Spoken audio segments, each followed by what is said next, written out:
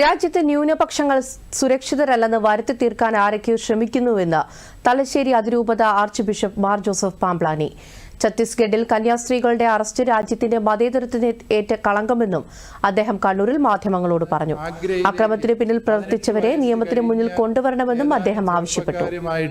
Sisters യാത്ര ചെയ്യുന്നു എന്നുള്ളത് എങ്ങനെയാണ് ഗുരുതരമായ ഒരു ക്രിമിനൽ കുറ്റമായി മാറുന്നത് എന്ന് എത്ര ആലോചിച്ചിട്ടും നമുക്ക് മനസ്സിലാക്കാൻ സാധിക്കുന്നില്ല. നമുക്കറിയാം, കേരളത്തിലേക്ക് സമാനമായ രീതിയിൽ എത്രയോ മനുഷ്യര് വിവിധ ഉത്തരേന്ത്യൻ സംസ്ഥാനങ്ങളിൽ നിന്ന് ജോലിക്ക് വേണ്ടി വരുന്നുണ്ട്. പലപ്പോഴും അവിടെയൊക്കെ പ്രവർത്തിച്ച് പരിചയമുള്ള സിസ്റ്റേഴ്സിന്റെയും വൈദികരുടെയും ഒക്കെയും അറിവോടുകൂടി അല്ലെങ്കിൽ അവരോട് കാര്യങ്ങൾ ചോദിച്ച് മനസ്സിലാക്കിയാണ് ഇപ്രകാരമുള്ള തൊഴിലാളികൾ ഈ വിവിധ സ്ഥലങ്ങളിൽ ജോലി കണ്ടെത്തുന്നത്.